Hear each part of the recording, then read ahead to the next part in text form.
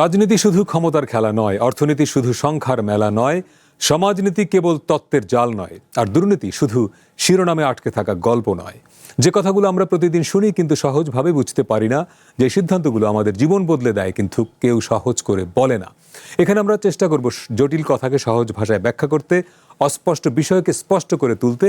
এখানে কথা হবে সহজে, প্রশ্ন হবে সোজাসাপটা, যেন আপনি সহজে বুঝতে পারেন, ভাবতে পারেন এবং সঠিক সিদ্ধান্ত নিতে পারেন। আমন্ত্রণ কঠিন কথা সহজে, সাথে আছি আমিন আল রশিদ।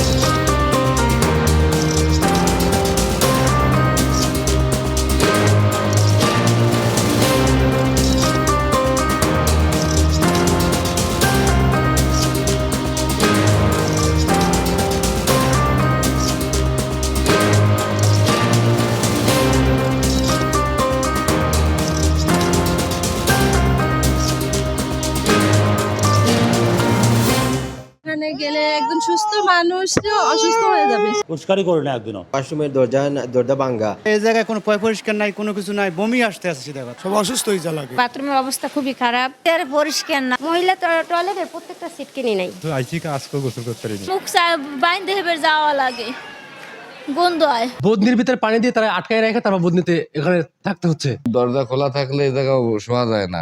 আমরা হাজু দেয় না, কিছু দেয় না, আমরা কাজ করি কেন? আমাদের যে অ্যাপ্লন থাকার কথা, আমাদের অ্যাপ্লন তো নাই। আমরা 18-19 বছর মানে এইভাবে অনেকে পানি যে ঢালতে হয় এটাও জানে না। সজ্জার তুলনায় টয়লেটের সংখ্যাও কম। একজন ব্যবহার করতে যে সে হাতে করে একটা সংক্রামক জীবাণু নিয়ে তার শরীরে প্রবেশ করতে পারে। এটা সুপারভিশন, মনিটরিং বাড়াতে হবে। পিডব্লিউডি বা এইচআরডির তাদের যেটা চেষ্টা করতে হবে যে তাদের সুপারভাইজারদের মাধ্যমে এগুলো সবসময় তত্ত্বাবধান করা। গণপূর্তকে বারবার চিঠি করেছি, তারা এখনো পর্যন্ত আমাদের সেটা করে দেয়নি। সরকারি হাসপাতালের টয়লেট নিয়ে আমরা কিছু সাধারণ মানুষের কথা শুনলাম, কর্তৃপক্ষের কথা শুনলাম, এবং একই প্রশ্ন যদি আপনাকে করা হয় যে সরকারি হাসপাতালে টয়লেট নিয়ে আপনার অভিজ্ঞতা কেমন, সম্ভবত খুব সুখকর জবাব আপনিও দেবেন না। বলা হচ্ছে যে সরকারি হাসপাতালের টয়লেটগুলোই জীবাণুর কেন্দ্রস্থল। উপরন্তু হাসপাতালের বর্জ্য ব্যবস্থাপনায় যে ধরনের সুরক্ষা সামগ্রী ব্যবহার করবার কথা, অনেক সময় তাও অনুপস্থিত। আইসিডিডিআরবির একটি গবেষণা বলছে সরকারি হাসপাতালের 68% টয়লেট ব্যবহার উপযোগী, তার মধ্যে 33% পরিচ্ছন্ন থাকে। অন্যদিকে বেসরকারি হাসপাতালের 92% টয়লেট ব্যবহার উপযোগী হলেও সেগুলোর মধ্যে 44%ই সবসময় অপরিচ্ছন্ন থাকে। এই সব নিয়ে আজকে দিনভর ঢাকা এবং ঢাকার বাইরের 6টি হাসপাতালে টয়লেট নিয়ে আমরা প্রতিবেদন প্রচার করেছি। সেখানে যে বেহাল চিত্র দেখা গেছে সেগুলো নিয়ে আজকে আমরা কথা বলতে চাই। সরকারি হাসপাতালের টয়লেটের কেন এমন বেহাল দশা, কারা এর জন্য দায়ী, এই সমস্যা থেকে উত্তরণের উপায় কি, এসব প্রশ্নের উত্তর জানতে চাই। কঠিন কথা সহজে আজকে আমাদের আয়োজনে উপস্থিত আছেন জনস্বাস্থ্য বিশেষজ্ঞ ডাক্তার আবু জামিল ফয়সাল, যিনি বাংলাদেশ পাবলিক হেলথ অ্যাসোসিয়েশনের সাবেক সভাপতি। আপনাকে স্বাগত। আমাদের সঙ্গে আছেন 250 শয্যার টিবি হাসপাতালের উপপরিচালক ডাক্তার আয়েশা আক্তার, আপনাকে স্বাগত। আমাদের সঙ্গে অনলাইনে যুক্ত আছেন ইস্ট ওয়েস্ট ইউনিভার্সিটির শিক্ষক ডাক্তার মোহাম্মদ জহিরুল আলম আজাদ, আপনাকে স্বাগত কঠিন কথা সহজে অনুষ্ঠানে। দর্শক, আমাদের এই আয়োজন টেলিভিশনের পাশাপাশি ডিজিটাল প্ল্যাটফর্ম ইউটিউব ও ফেসবুকে সম্প্রচার হচ্ছে, সেখানে আপনি আপনার প্রশ্ন কিংবা মতামত জানাতে পারেন। জনাব আবু জামিল ফয়সাল, আপনাকে দিয়ে শুরু করতে চাই এই কারণে যে আপনি দীর্ঘদিন ধরেই কাজ করছেন, জনস্বাস্থ্য বিশেষজ্ঞ, আপনার খ্যাতি আছে এবং আপনি জানেন সরকারি হাসপাতালে টয়লেটও আপনি গেছেন, বেসরকারি হাসপাতালে টয়লেটও আপনি গেছেন। এবং আজকের দিনভর আমরা যে 6টি প্রতিবেদন প্রচার করলাম তার মধ্যে 2টি ছিল মেডিকেল কলেজ, 1টি বিশেষায়িত হাসপাতাল বা আপনার মানসিক হাসপাতাল, 2টি জেলা সদর হাসপাতাল, আর 1টি স্টোরি আমরা করেছি ঢাকার 2-3টি সরকারি হাসপাতালকে নিয়ে। অলমোস্ট সবগুলো হাসপাতালের টয়লেটের চিত্র কাছাকাছি, মানে সেখানে যাওয়ার কোনো উপযোগিতা থাকে না। প্রশ্ন হলো যে সরকারি হাসপাতালে টয়লেটের এই বেহাল দশার কারণ কি শুধুমাত্রই অতিরিক্ত রোগীর চাপ না অন্য কিছু? ধন্যবাদ। এখানে আমাদেরকে বুঝতে হবে যে এখানে 3টা পক্ষ আছে। এই 3 পক্ষ এই সমানভাবে দায়ী এই টয়লেটগুলোর এই অবস্থার জন্য, বেহালের অবস্থার জন্য। 3 পক্ষের মধ্যে প্রথম পক্ষ হলো যারা নাকি বানায়, মানে পিডব্লিউডির কথা শুনলাম আমি এখানে, যারা নাকি তৈরি করে বা সংখ্যা যতটুকু থাকার কথা সেই অনুযায়ী করে না করে, মানে তৈরি করা প্রস্তুতকারী প্রতিষ্ঠান।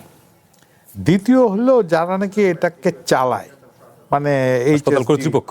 হাসপাতাল কর্তৃপক্ষ, এইচএসডি। এখন হাসপাতাল কর্তৃপক্ষ এই চালানোর মধ্যে টয়লেট চালানোর, পরিষ্কার পরিচ্ছন্নতা ইত্যাদি করার পিছনেও আরও বহু কাজ আছে তাদের, পার্টিকুলারলি রুগীকে সেবা দেওয়া, রুগীর চিকিৎসা করা ইত্যাদি। তো এখন তাদের কাছে এই জিনিসটার maintenance and how to keep it clean and easily accessible, available, এটা তাদের কাছে অনেক কাজের প্রায়োরিটির মধ্যে নাই, একদম নিচের দিকে।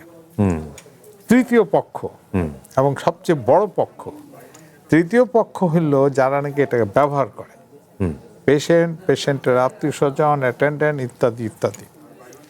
তৃতীয় পক্ষের সবচেয়ে বড় সমস্যা হলো যে তাদের কোনো রকমই প্রশিক্ষণ দেওয়া নাই বা কোনো রকমই শিক্ষা দেওয়া নাই যে এটা কিভাবে ব্যবহার করতে হবে। দেখেন একটা ছবি কিছুক্ষণ আগে আমরা দেখলাম যে কমোডটা কাইট হয়ে পড়ে আছে। এই কমোড কিভাবে ব্যবহার করতে হয় গ্রামের থেকে যে আসা পেশেন্টটা সে মোটেই জানে না। সে এটার উপরে উঠে চড়ে বসতে গিয়ে ভেঙে ফেলে, সে নিজেও আঘাত পায়, বিভিন্ন রকম সমস্যা হয়। এই তৃতীয় পক্ষ মানে তাদের যে এইটাকে ব্যবহার করার জন্য, ব্যবহার করে উপযোগী রাখার জন্য কি করা উচিত সেটারও কোনো ইয়ে নাই। তাহলে এখন দোষ আমরা কাকে দিব? দোষ দিতে হবে সবাইকে, ত্রিপক্ষীয়। আমি তৃতীয় পক্ষের প্রশ্ন একটু আপনাকে প্রশ্নটা করি। আমার হাতে যে পরিসংখ্যান, বরিশাল শেরেবাংলা মেডিকেল কলেজ হাসপাতাল 500 শয্যার, আমাদের রিপোর্টার আজকে যে তথ্য দিয়েছেন সেখানে 2500-এর বেশি মানুষ প্রতিদিন হাসপাতালে থাকেন, সেটা আউটডোরে এবং ভর্তি সব মিলিয়ে, এবং সেখানে টয়লেট আছে হাতে গোনা কয়েকটা। তা 2500 মানুষ যদি ধরেও নেই অ্যাভারেজে, যদি 10টা টয়লেট ব্যবহার করে, সেইখানে তৃতীয় পক্ষকে আপনি দোষ দেবেন কি করে? মানে ধরে নিচ্ছি সে টয়লেট ইউজ করতে জানে না, ধরে নিচ্ছি, কিন্তু এই 10, 12টা 15টা টয়লেটে 2500 মানুষ যখন যাবে, ওইটা তো অটোমেটিক্যালি ব্যবহার উপযোগী থাকবে না। ফলে আপনি এখানে তৃতীয় পক্ষকে দোষ দেবেন কি করে? 2500 রোগী, তারাই তো তৃতীয় পক্ষ। হ্যাঁ, রোগীর স্বজন আমরা কাউকে দিচ্ছি, রোগীর সঙ্গে রোগীর স্বজন আছে, কিন্তু আপনি যদি আবার double 2500 করেন, সঙ্গে যদি ডাবল হয় 5000 ধরেন। আমরা কিন্তু কাউকে দোষ দিব না, দোষারোপ করে কিন্তু এইটা থেকে সমাধান পাওয়া যাবে না। এইখানে আমাদের প্রথমে যে যারা নাকি বানাইলো, প্রস্তুতকারকরা যারা নাকি এটাকে ঠিকঠাক করে তৈরি করে দিল, তারাই প্রথমে একটা ভুল করলো। সেটা হলো আমাদের ন্যাশনাল ওয়াশ গাইডলাইন যেটা আছে 2021-এ যেটা তৈরি হয়েছে, সেইখানে বলা আছে যে প্রতি 10টা রুগীর জন্য একটা করে টয়লেট। রাইট। ইন্টারন্যাশনাল স্ট্যান্ডার্ড কিন্তু আরো কম বলে, প্রতি 6টা পেশেন্টের জন্য একটা টয়লেট, তবে আউটডোরে প্রতি 20 থেকে 25 জনের জন্য একটা টয়লেট। তো তার মানে 2500 রোগী যদি বরিশাল শেরেবাংলায় চিকিৎসা নেয়, তাহলে সেখানে টয়লেট থাকার কথা অন্তত পক্ষে 250টা, মিনিমাম 250। কিন্তু 250টা তো নাই, 250-র কাছাকাছিও নাই। আচ্ছা, তো সেই জন্যই আমাদের তো শুরু হইলো সেইখান থেকে সমস্যাটা। মানে আমাদের পরিকল্পনা, এই হাসপাতালটা, বিশাল হাসপাতালটা পরিকল্পনার সময় আমাদেরকে এই চিন্তাটা করা উচিত ছিল যে এটা ভবিষ্যতে কি হবে, এটা কেমন করে ব্যবহার করবে, এই টয়লেটগুলো কিভাবে পরিচালনা করা যাবে, পরিষ্কার রাখা যাবে, তো সেটাই করে নাই। তারপরে আসেন দ্বিতীয় পক্ষের তো এখন 5টা টয়লেট বানাই দিচ্ছে, 10টার জায়গায় 5টা টয়লেট। এই 5টা টয়লেটকে ঠিক মতে রাখার জন্য তাহলে পরে ওনাদেরকে যা করতে হয়, মানে যত কিছু করা উচিত সেটাই করা উচিত। এক্সট্রা লোক নিয়োগ করা উচিত, এক্সট্রা ক্লিনিং মেটেরিয়ালস দেওয়া উচিত, আরও যা কিছু করার কথা, কারণ অলরেডি তো তৈরি হয়ে গেছে 5টা, 10টার জায়গায় 5টা। এখন আমাদের হলো কি যে ওই যে বললাম দ্বিতীয় পক্ষ যে এইচএসডি বা হাসপাতাল কর্তৃপক্ষ, তাদের সবচেয়ে বড় সমস্যা হলো রুগী সামাল দিতেই, ওই যে হিমশিম খায়, 2500 রুগী সামাল দিতেই হিমশিম খাচ্ছে। তারা আর ওই বেডও কি অবস্থায় আছে, টয়লেট কি অবস্থায় আছে, কোনোটাই দেখার কোনো। রাইট। মানে আমি একদম প্রশ্নটা আপনাকে সে কারণেই করেছিলাম, এই একই প্রশ্ন জনাব আয়েশা আক্তার, যে তার মানে কি একটা হাসপাতালে যে পরিমাণ রোগী কাঙ্ক্ষিত যে এত আসলে আপনারা সামাল দিতে পারবেন, তার চেয়ে 10-20 গুণ বেশি রোগী প্রতিদিন আসে এবং তাদেরকে আপনার অ্যাটেন্ড করতে হয়। তাহলে এই যে জনাব আবু জামিল ফয়সাল যেরকম বলছেন, এটি প্রায়োরিটির মধ্যে আর নাই, মানে আপনি চিকিৎসা দেবেন নাকি টয়লেট ম্যানেজ করবেন, তার মানে অতিরিক্ত রোগীর চাপটাকেই প্রধান কারণ এরকম। বাংলাদেশে এলো এই প্রথম টাচলেস আরএকে সেন্সেশন ওয়াটার ক্লোজেট। ধন্যবাদ। কঠিন কথা সহজে, তাই কঠিন কথা আসলে সহজ করে বলতে হবে যে আসলে হাসপাতালে ব্যবস্থাপনা কেমন হওয়া উচিত। একটা রোগী যখন আসলো হাসপাতালে, সে ব্যবস্থাপনা কোনটা দেখে সে সহজে খুশি হয়ে যায়? পরিষ্কার পরিচ্ছন্নতা সবকিছু মিলে জীবাণুমুক্ত করা, সেটাই তো অর্ধেক তো সেখানে রোগীরা সুস্থ হয়ে যাচ্ছে। সেই ব্যবস্থাপনার মধ্যে আসলে অবশ্যই এটার বিকল্প কিছু নাই, পরিষ্কার পরিচ্ছন্নতা এবং টয়লেট জীবাণুমুক্ত রাখা সবকিছু মিলে। আমাদের যেহেতু জনসংখ্যা তো বর্ধিত জনসংখ্যা, আমাদের ছোট একটা দেশে 18 কোটির উপরে জনসংখ্যা এবং রোগীর চাপ অনেক বেশি। তো সেক্ষেত্রে আসলে মানে একদম ক্লিন রাখা খুবই কিন্তু কষ্টকর। সে কষ্টকরের মধ্যে কিন্তু আমরা ক্লিন রাখছি, সেক্ষেত্রে আমাদের জনবল পর্যাপ্ত নাই। আপনারা জানেন যে যেহেতু আমাদের এটা সবকিছু মিলে গাইডলাইনে কি বলে যে 1000 রোগীর জন্য কিন্তু হলো যে 2.5 করে ডাক্তার, নার্স মানে বা অন্যান্য স্বাস্থ্যকর্মী আছে, কিন্তু আসলে 10,000 রোগীর জন্য কিন্তু পাওয়া যাচ্ছে কি একজন ডাক্তার। তাহলে আমাদের সব দিকে তো আসলে জনবলের সংকট তো আছে। তার মধ্যে কিন্তু কথা আছে যে চাইলে কিন্তু পরিষ্কার পরিচ্ছন্ন রাখা যায়, সেক্ষেত্রে কঠোর নজরদারি করতে হয়, কারণ সিস্টেমেটিক চেঞ্জটা তো সহজে করা যায় না। অনেক কষ্ট করে কিন্তু স্মার্ট ম্যানেজমেন্টের মাধ্যমে আমাদের যা আছে, বিদ্যমান জনবল যা আছে বা আমাদের বাজেট যা আছে, অবকাঠামো যা আছে, সব কিছু মিলে কিন্তু কষ্টকর, তারপর কিন্তু চালানো যায়। সেক্ষেত্রে বলুন যে কষ্ট করতে হয় বেশি, নজরদারি দিতে হয় বেশি, পরিচ্ছন্নতা কর্মী আউটসোর্সিংয়ের সেগুলো কিন্তু বেশি লাগে। সব কিছু মিলে কিন্তু হাসপাতালের পরিষ্কার পরিচ্ছন্নতা এটা কিন্তু জনগণের কিন্তু অনেকটাই দায়ী, কারণ তারা যখন মানে একটা টয়লেট ইউজ করছে সেখানে তারা কিন্তু সব কিছু ফেলে রেখে যায়। না, আমি একটু ধরেন যদি বিনয়ের সঙ্গে দ্বিমত করেও যদি বলি যে ধরেন আমি যে উদাহরণটা দিলাম, যেখানে 250 টয়লেট থাকবার কথা মিনিমাম, সেখানে আছে 10 থেকে 12টা বা ধরে নিলাম 25টা, তাহলে সেইখানে একজন পেশেন্ট গিয়ে বা তার আত্মীয় স্বজন গিয়ে উনি কি করবেন? উনি তো মানে এই আপনি শুরুতে দেখলেন যে দরজা ভাঙা, কমরটা ভাঙা, ওটা সিটকেনি নাই, পানির লাইন নাই। এখন হাসপাতালের টয়লেটে পানির লাইন নাই, এজন্য তো রোগী কিংবা রোগীর স্বজন দায়ী নন, কিংবা সেখানে এখানে সব ক্ষেত্রে তো রোগী দায়ী বলছি না, সবকিছু মিলে ধর আমার টয়লেটটা আছে, সেটাকে পরিষ্কার পরিচ্ছন্নতা কিন্তু আমরা তো করছি, রোগী কিন্তু যখন যাচ্ছে তারও কিন্তু কিছুটা দায়ভার আছে সেটাকে পরিষ্কার করে রাখা। সে কিন্তু সেখানে আরো ময়লা ফেলে আসছে, কলটাতেও খুলে রেখে আসছে, কলটা ভেঙেও ফেলছে, তারও তো দায়বদ্ধতার জায়গাটা আছে। কারণ সে শিখবে থেকে পরিবার থেকে, স্কুল থেকে, কলেজ থেকে, বিশ্ববিদ্যালয় থেকে সেগুলো শিখে আসবে।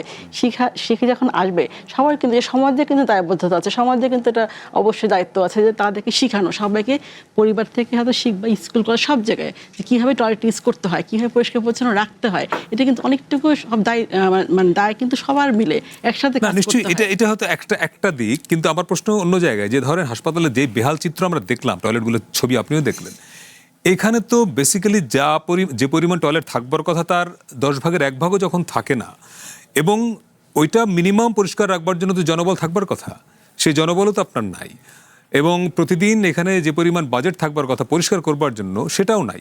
তাহলে শুধুমাত্রই একজন পেশেন্ট কিংবা তার আত্মীয় বা অ্যাটেন্ডেন্ট গিয়ে সেখানে টয়লেট টিস্যু ফেলে দিয়ে আসলেন কিংবা একটা কল ভাঙলেন, এই পার্সেন্টেজ কত আসলে?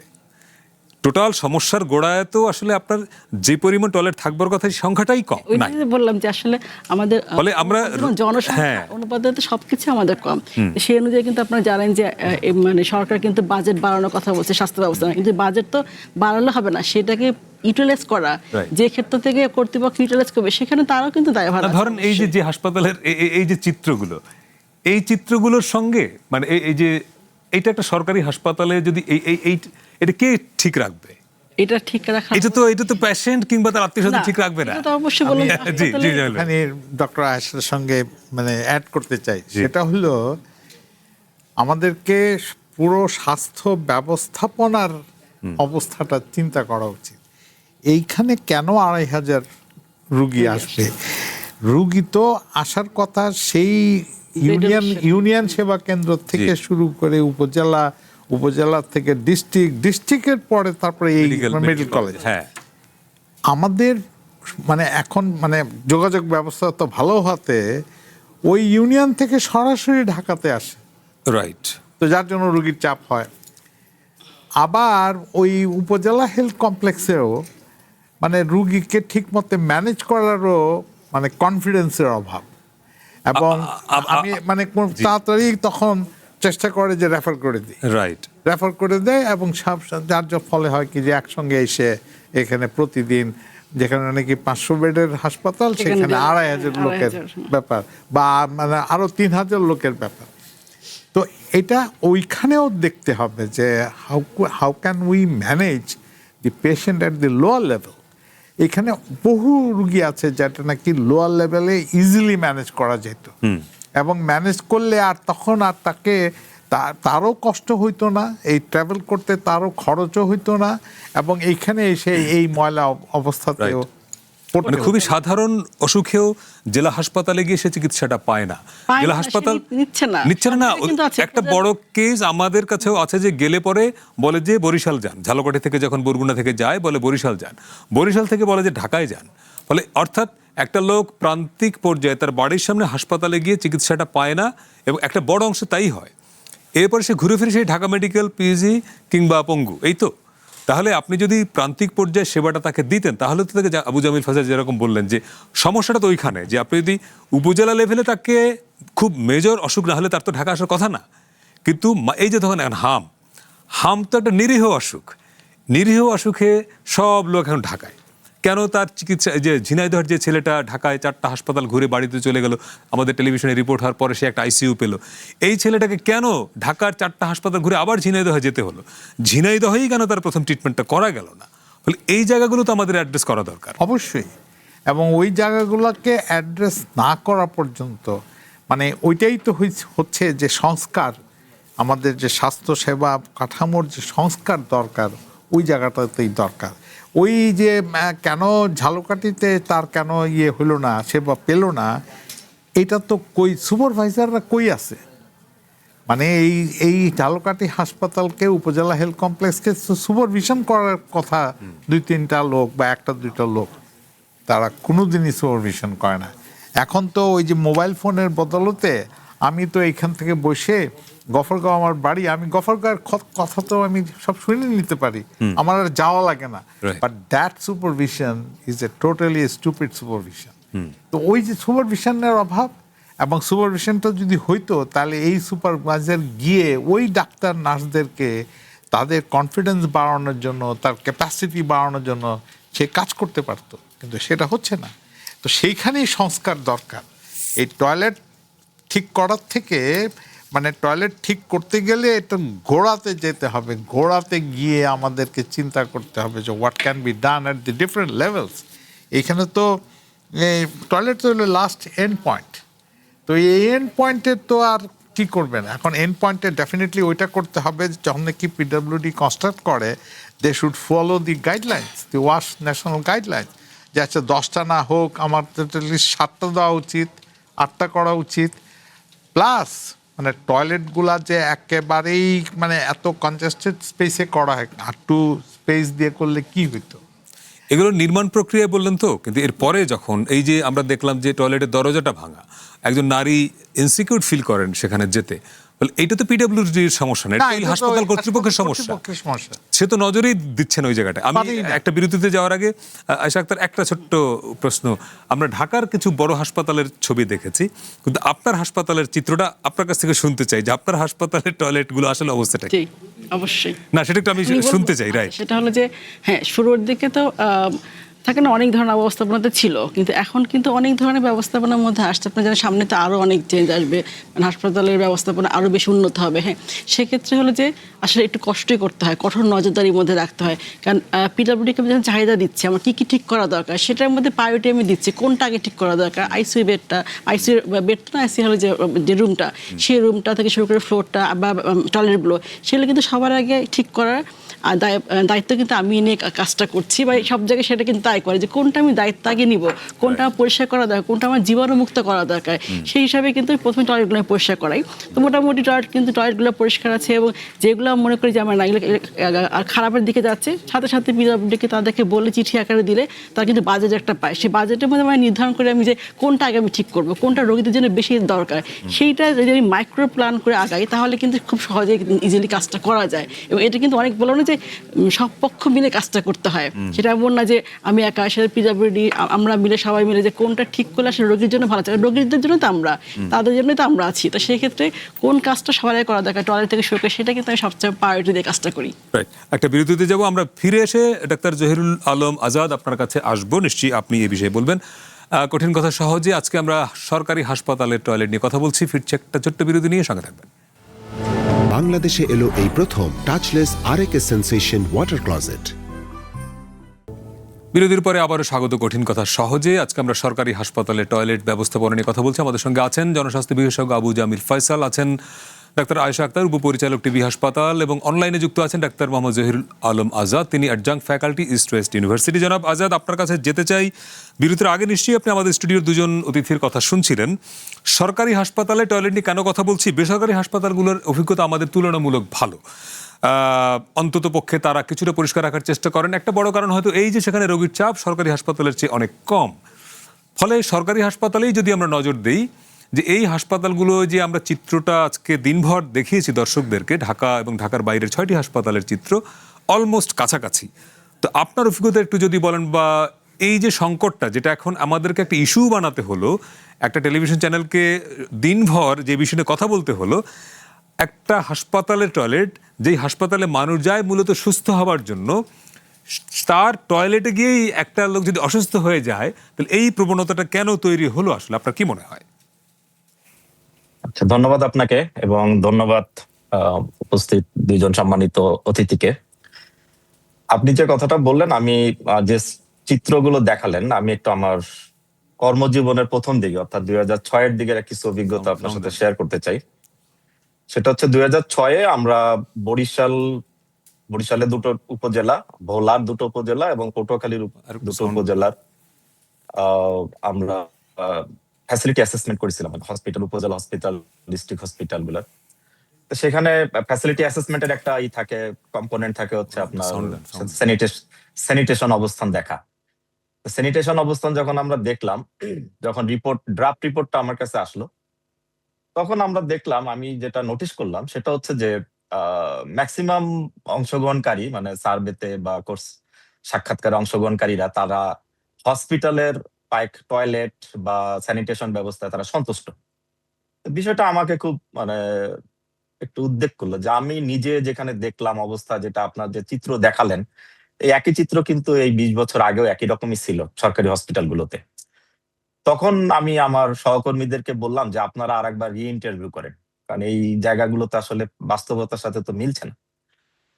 তখন তারা রি-ইন্টারভিউ করে যে জিনিসটা জানালো, যে এই টয়লেট যারা ইউজ করে সরকারের হসপিটালগুলোতে, তারা এটা সন্তুষ্ট এই কারণে, কারণ তারা নিজেদের বাড়িতে যে টয়লেট ইউজ করে সেই টয়লেট সাথে যদি তারা কম্পেয়ার করে, তাহলে তারা এখানে তাদের সন্তুষ্টির জায়গাটা হচ্ছে এখানে। কারণ আপনি হয়তো জানেন কিনা যে বরিশাল, ভোলা, পটুয়াখালীতে ঝুলন্ত টয়লেটের ব্যবহারটা অনেক বেশি ছিল এক সময়, আমি যে সময়টার কথা বলছি আর কি। এবং সেখানে তারা ময়লা চোখে মাছি উড়ে বেড়াচ্ছে, তাদের ঠিক মতো প্রোটেকশন নেই। তো সেখানে তারা একটা পাকা রুমের মধ্যে রুমের মধ্যেই পানির ব্যবস্থা, তো এইটাই আসলে তাদের জন্য অনেক স্বস্তিদায়ক বা সন্তুষ্টির জায়গা ছিল।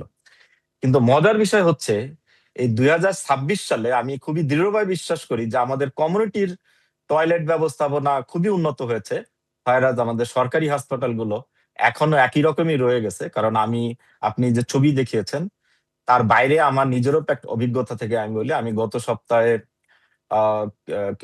কিশোরগঞ্জ গিয়েছিলাম আমরা একটা ব্যক্তিগত সফরে। সেখানে একটা সরকারি হসপিটাল, উপজেলা কেন্দ্রে আমারও সেই টয়লেটে যেতে হয়েছিল, সেখানে একই রকমের চিত্র এখনই রয়ে গেছে।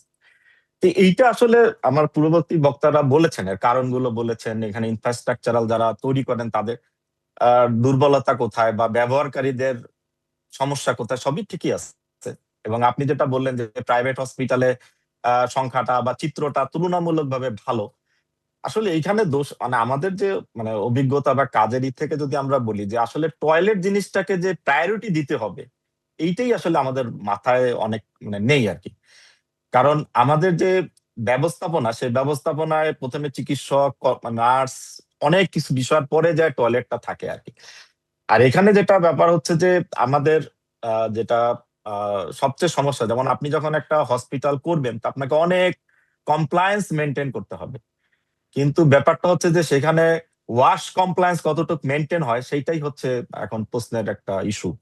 কারণ মানে যখন যদি ওয়াশ কমপ্লায়েন্স যদি মেনটেন করা হতো, তাহলে যে রেশিওটা বলা হচ্ছে যে ইনপেশেন্ট 6 জনের জন্য একটি টয়লেট এবং প্রত্যেক ওয়ার্ডে মেল ফিমেল আলাদা টয়লেট, এবং আউট পেশেন্ট যে 100 জনের জন্য প্রথম 100 জনের জন্য 20 থেকে 25 জনের জন্য একটি, এবং পরবর্তী অ্যাডিশনাল 50 জনের জন্য একটি, তাহলে সেটা মানা হতো। এখন এখানে একটা অভিজ্ঞতা থেকে আমরা বলি যে আমাদের কিছু অভিজ্ঞতা আছে ফিল্ড লেভেলে, যেমন আপনি যদি কখনো হয় মানে সুযোগ হয় আপনাদের কারো যে আপনারা ঝিনাইদহ সদর হসপিটালে যেতে পারেন বা চৌগাছা উপজেলা স্বাস্থ্য কমপ্লেক্সে যেতে পারেন।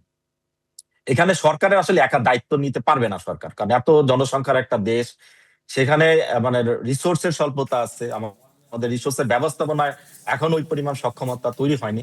কিছু কিছু দায়িত্ব আমাদের কমিউনিটিকেও নিতে হবে, এখানে আমাদের কমিউনিটিকেও এগিয়ে আসতে হবে। কিছু কিছু দায়িত্ব যের মধ্যে এই যে মানে আমি যে দুটো হসপিটালের কথা বললাম, এই হসপিটালের ম্যানেজমেন্টের দায়িত্ব কিন্তু সরকারের পাশাপাশি কমিউনিটিও সেখানে অন্তর্ভুক্তি হয়েছে। এবং আপনি জানেন যে প্রত্যেকটা হসপিটালে কিন্তু কমিউনিটিকে অন্তর্ভুক্ত করে কিছু কমিটি আছে, কিন্তু সেই কমিটিগুলো আসলে ফাংশনাল না।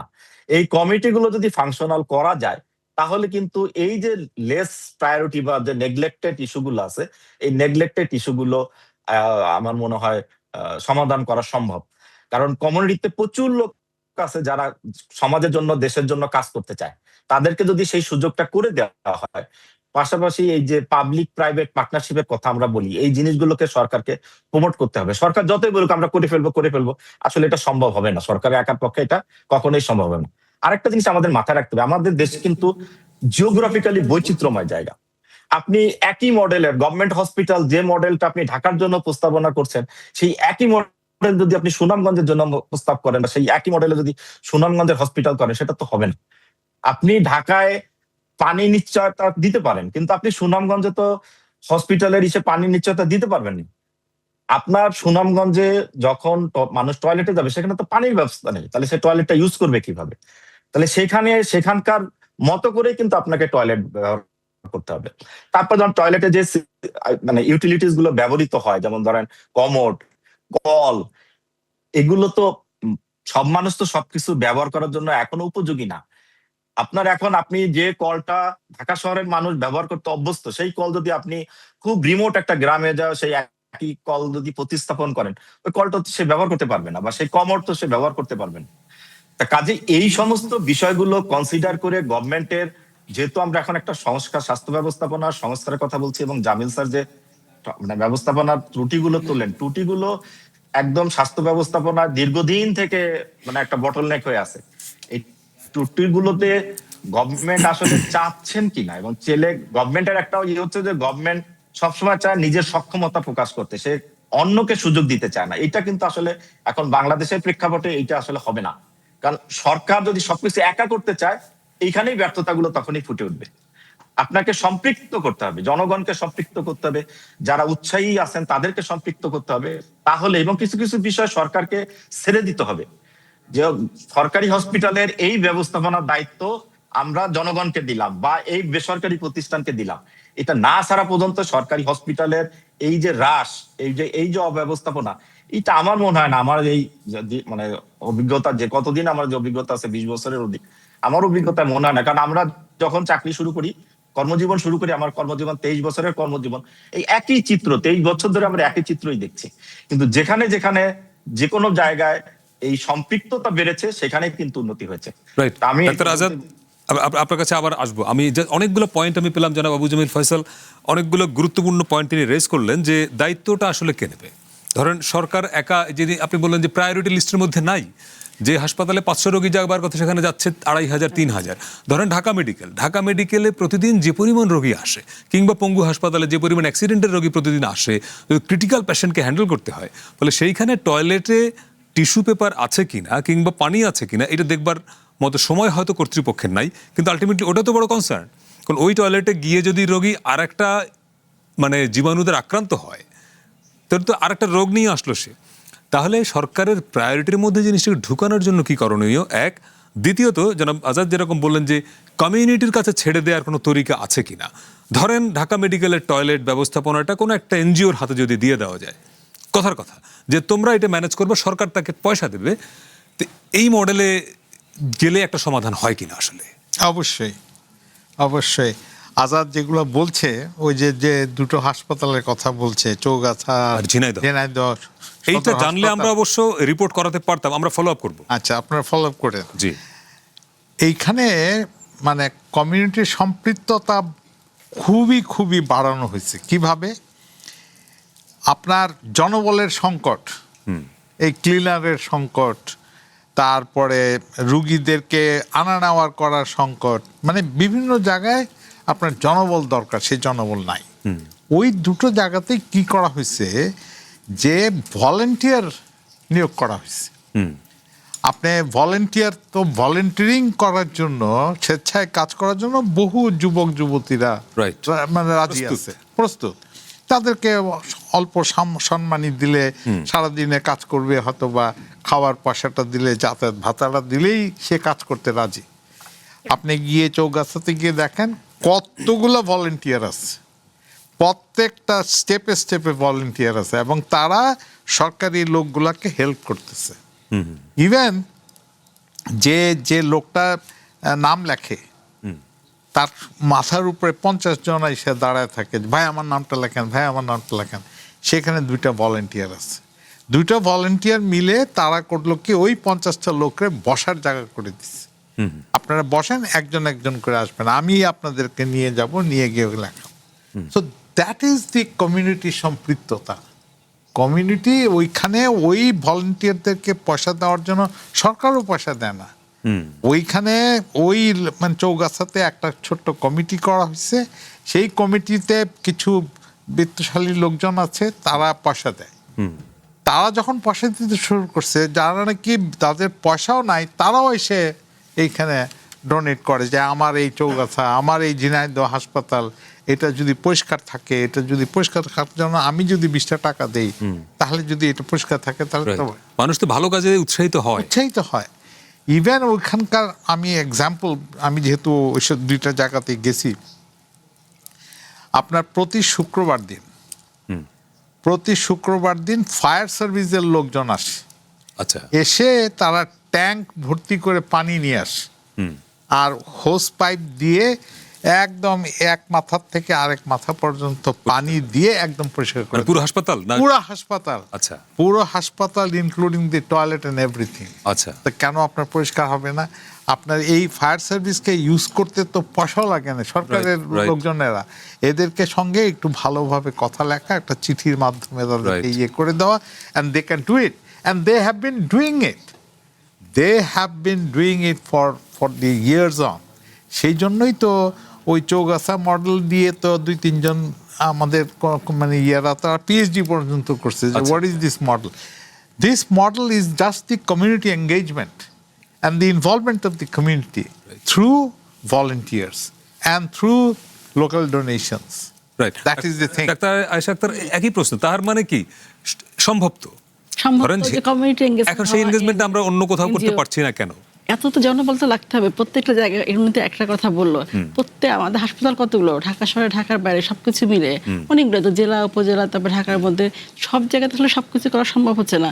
বিদ্যমান যে জনবল আছে, অবশ্যই জনবল তো বাড়াতে হবে, বাড়ানোর চেষ্টা কিন্তু চলছে। আপনারা জানেন না, জনবল ধরেন আপনি আপনার সরকারি হাসপাতালের কর্মীদের কথা বলছেন, কিন্তু ধরেন ঢাকার পঙ্গু হাসপাতাল, কথার কথা, এটাকে আমরা কমিউনিটি এনগেজমেন্টের মধ্যে নিয়ে এসে বা CSR এর মধ্যে মানে আনা সম্ভব কি? হাসপাতাল সে চাইলে এটা করতে পারে, সেটা তার বিষয় নির্ভর করছে যে আসলে আউটসোর্সিং জনবল কতটুকু আছে এবং কি করবে, সেটা তো আসলে নিশ্চয়ই নীতিমালার মধ্যে বা তার মানে প্রসেসিং এর মধ্যে আছে। যেমন আমার যেটা আমার হাসপাতালের কথাটাই বলি, যে আমার যা জনবল আছে সংকট থাকলে ওইটাকে দিয়ে আমি কাজ করছি যতটুকু সম্ভব। মানে বন্ধের দিনও পুরো হাসপাতাল ক্লিন করা থেকে শুরু করে হাসপাতালের রোগীর চাপ ঢাকা মেডিকেলের চেয়ে অনেক কম, এই কারণে আপনার ম্যানেজ করাটা সহজ। কিন্তু যাদের অনেক বেশি চাপ তাদের পক্ষে তো সম্ভব হয় না, তাদের ক্ষেত্রে অবশ্যই কমিউনিটি এঙ্গেজমেন্ট থাকতে হবে। সাথে যদি এনজিও অন্য সংস্থাগুলো আসে, অবশ্যই সেটা ভলান্টিয়ার আসলে এটা তো অনেক বেশি ভালো কাজ করবে। সেটা তো কর্তৃপক্ষ বুঝবে আসলে কোনটা তার জন্য প্রয়োজন, কোনটা তার জন্য প্রয়োজন না। একটা কথা আপনাকে, যেহেতু আপনি চিকিৎসক, ফলে এইটা আপনারই, ধরুন একজন রোগী কিংবা তার স্বজন হাসপাতালের ওই ভয়ঙ্কর টয়লেটে গেলেন, উনি আবার এসে রোগীর পাশে বসলেন বেডে কিংবা কেবিনে কিংবা ওয়ার্ডে, যেখানে উনারা জীবাণু নিয়ে এসে সবার মধ্যে ছড়ালেন, এই শঙ্কাও তো থাকে। অবশ্যই, কারণ যদি টয়লেট অপরিষ্কার থাকে পানি বাহিত রোগ তো অনেক আছে, পানি বাহিত রোগ মানে সংক্রমক তো অনেক বেশি হয়। এগুলো তো অবশ্যই হাসপাতাল নিজেই যদি রোগ বিস্তার ঘটায় তাহলে এইখানে আপনি আসলে মানে এই সংকটটা সমাধান করা যাচ্ছে নাকি? এই কারণে যে আমরা রিপোর্টে কেউ কেউ এরকম বলেছেন যে সরকারি হাসপাতালের লোকেরা মনেই করেন যে এই কাজটা না করলেও তার চাকরিটা থাকবে। না, এটা অর্থাৎ তার জবাবদিহির সংকট। না, এটা একদম ঠিক কথা। আসলে ডাক্তাররা আপনার যারা আছে, প্রশাসনিক লাইনে যারা আছে, তারা সবসময় কিন্তু চেষ্টা করি সব দিক থেকে রোগীকে ভালো রাখা। রোগী খাওয়া থেকে শুরু করে রোগী ব্যবস্থাপনা সবটাই কিন্তু কর্তৃপক্ষের মধ্যে পড়ে, এবং এটা একা তো কর্তৃপক্ষ পারবে না। সবাই টয়লেট পরিষ্কার রাখবার জন্য যে পরিমাণ ক্লিনার থাকবার কথা, সেই সংখ্যা তো আপনার নাই। কিংবা আবার যারা আছেন তারা কাজটা করছেন কিনা, সেই মনিটরিংটা হয় কিনা, এইটার জন্য মানে মনিটরিং জোরদার করা দরকার, যে কাজটা হচ্ছে কিনা, বা কোনো মানে ব্যত্যয় ঘটলে গণপত্র আছে তাদেরকে ডেকে কাজটা করানো, এগুলো কিন্তু সমন্বয়ের বিষয়। যে একা তো কেউ পারবে না, সমন্বয় করে কিন্তু কাজটা করতে হবে। যে একা দায়ভার কেউ নিতে পারবে না, বা জনগণনা সবাইকে মিলে বুঝতে হবে যে আসলে কাজটা সবারই। একটা টিস্যু পড়ে থাকলো ফ্লোরে, সেটা কিন্তু আমি চাইলে নিজে তুলতে পারি, সেটা যেন আরেকজন পিয়নকে লাগে না। এই যার যার যে কাজটা, সেটা যদি আমি নিজ থেকে আরো বেশি কাজ করে তা আরো বেশি পরিষ্কার হয়ে যাবে। এটা কি সবাই আসলে মানসিক পরিবর্তন দরকার, যে আমি কাজটা করবো না, এরকম না ভেবে যদি নিজের মনে করে কাজটা করি, কাজটা কিন্তু সহজ হয়ে যায়।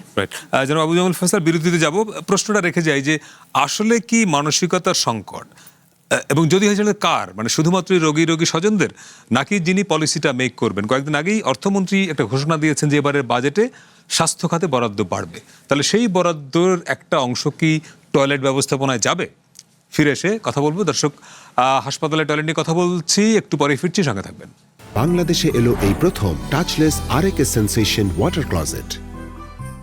বিরতির পরে আবারও স্বাগত কঠিন কথা সহজে। আজকে আমরা হাসপাতালে টয়লেট নিয়ে কথা বলছি। আমাদের সঙ্গে আছেন আবু জামিল ফয়সাল, জনস্বাস্থ্য বিশেষজ্ঞ, আছেন ডাক্তার আয়েশা আক্তার, উপপরিচালক টিবি হাসপাতাল, এবং অনলাইনে যুক্ত আছেন জহিরুল আলম আজাদ, শিক্ষক, east West university. Abu Jamil Faisal, আজকে আমরা যেই হাসপাতালগুলোর রিপোর্ট প্রচার করেছি, একটা হচ্ছে নোয়াখালী জেনারেল হাসপাতাল।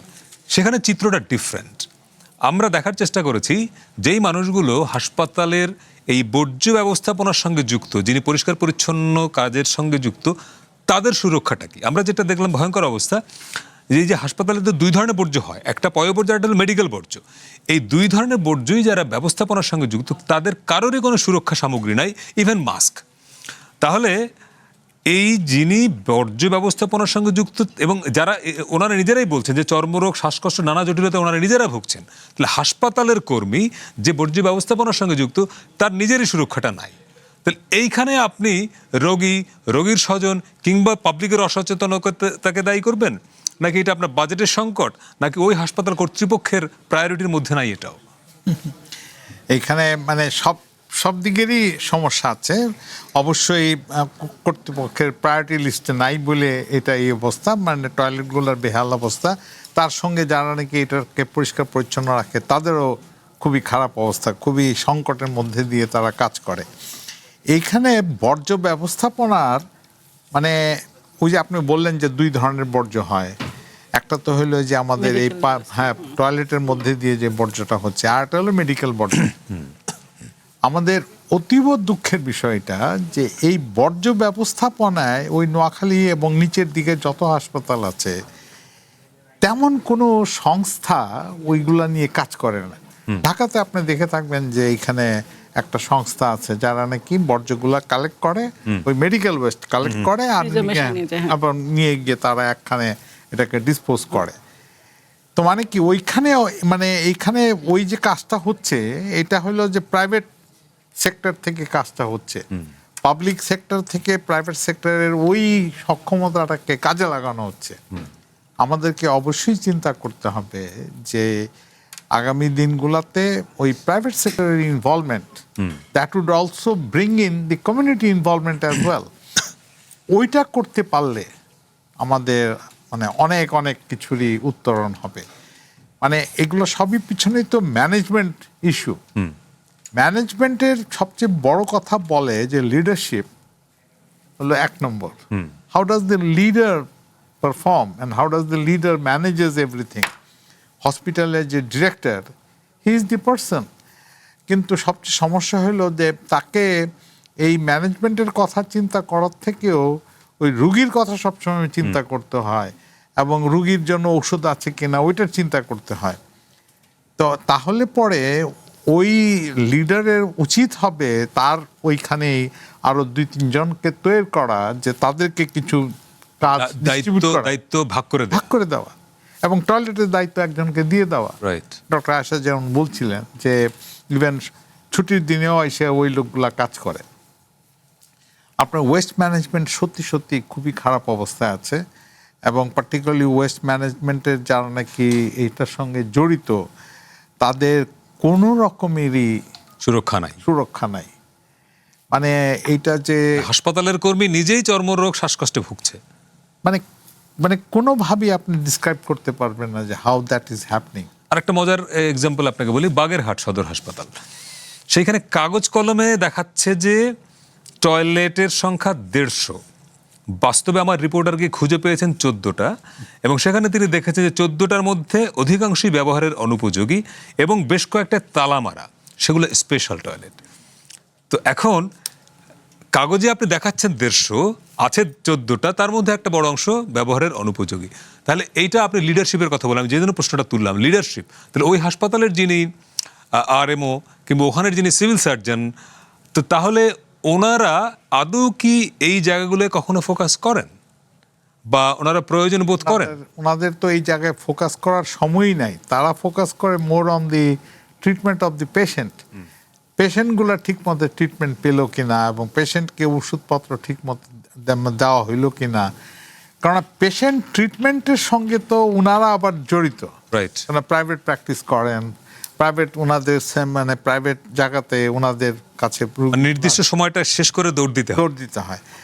মানে এখানে ওই যে সংস্কার, আজাদ যেটা বলছিল যে আমাদের সময় আসছে, আমরা সংস্কারের জন্য যদি চিন্তা, মানে সংস্কারের জন্য তো গত মানে যে ছিল সরকার ছিল, তারা অন্তর্বর্তীকালীন সরকার, তারা তো স্বাস্থ্য সংস্কারের জন্য একটা কমিশন করছে, এবং কমিশন সেই 300 পৃষ্ঠার একটা রিকমেন্ডেশন, মানে একটা বই দিছে। ওইখান থেকে যদি 30টাও রিকমেন্ডেশন যদি নিয়ে যদি কাজ করা হয়, তার মধ্যে একটা অবশ্যই waste management, toilet facility management ইত্যাদি আমরা একদম চেঞ্জ করতে পারি। ডাক্তার আশাদ, আমরা যখনই রাষ্ট্রীয় কোনো বড় সমস্যা নিয়ে কথা বলি, খুব কমন যে আমার বাজেট নাই। এই 7ই জুন বাজেট সেশন শুরু হচ্ছে সংসদে। অর্থমন্ত্রী সম্প্রতি বলেছেন যে এবারের বাজেটে স্বাস্থ্য খাতে বরাদ্দ বাড়বে। হাম পরিস্থিতির বিবেচনা নিয়ে উনি বলেছেন যে বিভিন্ন হাসপাতালে আমরা খুব ভয়ঙ্কর রকমের দেখলাম পিআইসিইউ সংকট, জেলা হাসপাতালগুলো সক্ষমতা বাড়ানো, উনি স্বাস্থ্যমন্ত্রী নিজেও বলেছেন। তার মানে আমার প্রশ্ন হলো, এবারের বাজেটে যদি সত্যি সত্যিই স্বাস্থ্য খাতে বরাদ্দ বাড়ে, সেইখানে একটা বাজেটের একটা অংশ টয়লেট ম্যানেজমেন্টে যাওয়া উচিত কিনা? ধন্যবাদ। বাজেট বাড়লে তো আসলে সবকিছু মিলাইতে বাজেটটা বাড়ে। পরিষ্কার পরিচ্ছন্নতা খাতে প্রত্যেকটা খাত তো আমাদের আলাদা আছে, সেক্ষেত্রে তো অবশ্যই বাজেটটা বাড়ার দরকার, এবং সেটা কিন্তু এই সরকার কিন্তু বাজেট বাড়ানোর কথা আগেই বলেছে। আর সাথে যদি বলি ওয়েস্ট ম্যানেজমেন্টটা, সেটার জন্য কিন্তু প্রত্যেকটা হাসপাতালে কিন্তু আপনি জানেন হলুদ, লাল রঙের, কালো রঙের কিন্তু বিন থাকে। প্রত্যেকটা হাসপাতালের চিত্র কিন্তু এখন এরকম, অনেকটা কিন্তু আগের চেয়ে চেঞ্জ হয়ে গেছে। সেখানে কিন্তু ময়লা কোনটাতে ফেলবে, অথবা টয়লেটের চেহারা চেঞ্জ হয় নাই, টয়লেটের সব জায়গায় সেটা আমরা আজকে সারাদিন দেখিয়েছি। সেটা সব জায়গায় চিত্র না, যেহেতু কর্তৃপক্ষ যিনি আছেন তিনি তো কাজ করছেন, সাথে অন্যান্য ডাক্তার আছে, স্টাফ আছে, সবাই তো মিলে একসাথে কাজ করা। কাউকে একা দোষ দিয়ে আসলে লাভ নেই, এটা সবকিছু মিলে আসলে কাজটা করা, প্রায়োরিটি বেসিসে কোনটা আগে করব সেটা আসলে নির্ধারণ করা থাকে, পরিকল্পনার মধ্যে থাকে যে আমি এই কাজটা সামনের বছর এই কাজটা আগে করব, এই কাজটা আমার আগে করা দরকার, বা সেভাবে চিঠিটা আমি লিখি, সেভাবে সাজাই যে আমার হাসপাতালটা এইভাবে চলা দরকার। তো সব কিছু মিলে আসলে বাজেটটা যখন দেওয়া হবে তখন কিন্তু বাজেট তো দিলে অবশ্যই কাজটা বাড়বে, কিন্তু সেক্ষেত্রে যেটুকু আছে জনবল বা সক্ষমতা, যে অল্প বাজেট আছে সেটা দিয়ে কিন্তু চাইলে একটু কষ্ট করলে কিন্তু সম্ভব, মানে যেটুকু আছে সেটুকু যদি চালানো যায়। আমার আউটসোর্সিং এর কর্মী যারা আছেন বা হাসপাতালের স্টাফ যারা আছেন, চিকিৎসক না, সবকিছু মিলে কিন্তু এই যা আছে তা দিয়ে আপনি বলছেন যে চাইলে চায় না কেন?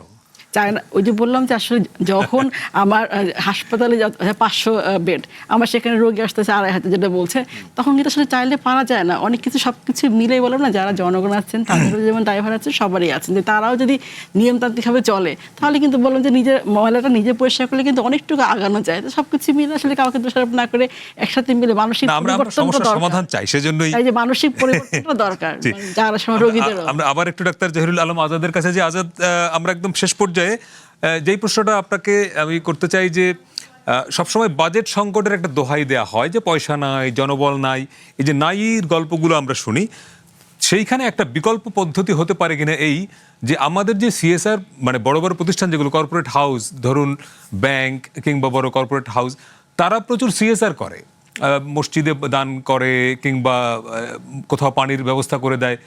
সিএসআর এর একটা বড় অংশ সরকারি হাসপাতালে টয়লেট ব্যবস্থাপনায় আসতে পারে কিনা, সেজন্য সরকার একটা উদ্যোগ নিতে পারে কিনা? ধন্যবাদ আবার আপনাকে। অবশ্যই পারে। আপনি যদি একটু চিন্তা করেন, দেখেন রাজশাহীতে আইসিইউ নিয়ে একটা ঘটনা ঘটেছিল, স্বাস্থ্যমন্ত্রী খুব তড়িৎভাবে বিষয়টা সমাধান করেছিলেন। উনি কি করেছিলেন? উনি জাস্ট 2টা কোম্পানিকে বলছিলেন যে আমার এই হসপিটালে 2টা আইসিইউর ভেন্টিলেটর দেন। তাহলে সরকার যদি চায় তাহলে আপনি দেখেন আমাদের দেশে ব্যাংক, তারপরে বিভিন্ন প্রতিষ্ঠানরা, এরা কিন্তু সিএসআর এ মানি দেয়। কোথায় দেয়? সরকারের ত্রাণ তহবিলে দেয়।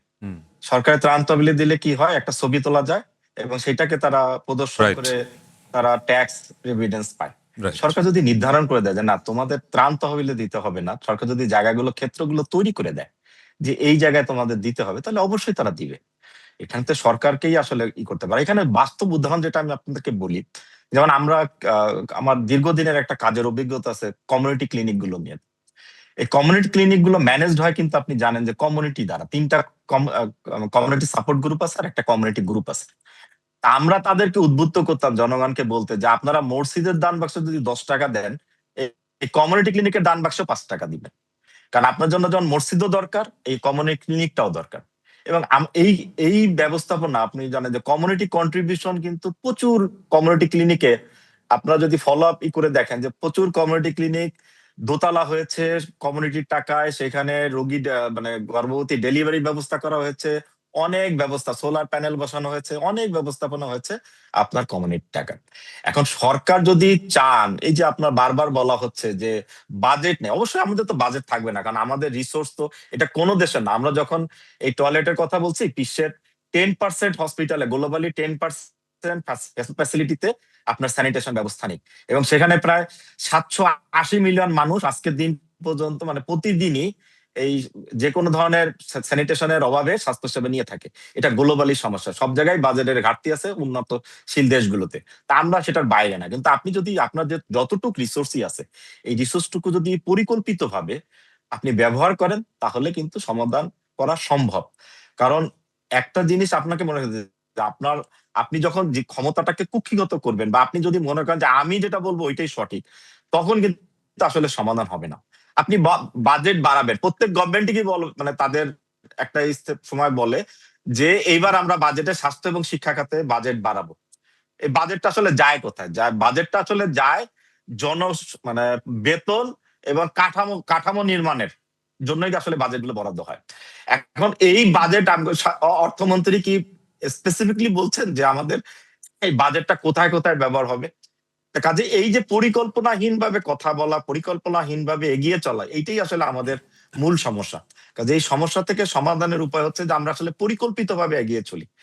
আর একটা জিনিস হচ্ছে যে নিজের দোষ স্বীকার করার মধ্যে এটা কোনো অক্ষমতা না। সরকারের যারা মানে আছেন, এদের একটা হচ্ছে যে আমি যদি আমার অক্ষমতাটাকে বলে দিই, তাহলে হয়তো আমি ডিপ্রেসড, মানে আমি হয়তো অবমূল্যায়িত হবো। আসলে এটা না। মানে আপনি যদি আপনার অক্ষমতাটা প্রকাশ করে এইটা কিভাবে সবাই মিলে সমাধান করতে পারি, তখন কিন্তু অনেকে এগিয়ে আসবে। তাই এই আপনি যে কথাটা বললেন অবশ্যই সম্ভব, কিন্তু সেখানে অবশ্যই সরকারের গাইডলাইন দায়িত্ব লাগবে। জি, জহিরুল আলম আজাদ, অনেক ধন্যবাদ। আমরা একদম শেষ পর্যায়ে 1 মিনিট পাবো। জনাব মুজামিল ফয়সাল, সিএসআর কে হাসপাতালের টয়লেট ব্যবস্থাপনায় আনা যায় কিনা এবং সেইখানে সরকার আসলে কি করতে পারে? ধরেন আমি একটা এক্সাম্পল দেই, 64টা জেলায় নিশ্চয়ই একজন করে বড় শিল্পপতি বা বড় লোকের বাড়ি, তিনি যদি দায়িত্বটা নেন তাহলে তো তার জেলার হাসপাতালটা ঠিক হয়ে যায়। অবশ্যই অবশ্যই, মানে ওইভাবে হিসাব করলে তো মানে কোনো সমস্যাই থাকার কথা না। রাইট। কিন্তু ওই যে বাজেট বরাদ্দ বাড়ানো, আমি জানি না যে আপনারা তো নিশ্চয়ই জানেন যে বাজেটের কিন্তু 1/3 আবার অব্যয়িত থাকে, রাইট, ফেরত যায়। হ্যাঁ, ওই ডক্টর আয়েশার হাসপাতাল থেকে বাজেট খরচ করতে পারেনি, ফেরত চলে গেছে সব জায়গা থেকে, সব জায়গা, কারণ পরিকল্পনা ছিল না, মানে পরিকল্পনা ছিল না কোনটা কোনটা খরচ করব। তো আমাদেরকে তো সেটাও দেখতে হবে যে বাজেট দিলেও আমরা যদি খরচ না করতে পারি তাহলে কেমন হবে। বাজেট দিলে পরে অবশ্যই মানে এই যে ভিন্ন খাতগুলা ওই খাতের দিকে নজর দিয়ে আমাদেরকে অবশ্যই টয়লেটেও একটা খাতা। অনেক অনেক অনেক ধন্যবাদ আপনাদের দুজনকে, অনেক ধন্যবাদ। আজকের মতো শেষ করছি। আমরা চেষ্টা করেছি জটিল বিষয়গুলো সহজ করে বলতে, কারণ সুশাসন, সুব্যবস্থা, গণতন্ত্র টিকে থাকে প্রশ্নে, পরিবর্তন আসে বোঝাপড়ায়। সময় এখন আপনার ভাববার, প্রশ্ন করবার। কাল আবারও দেখা হবে। শুভরাত্রি।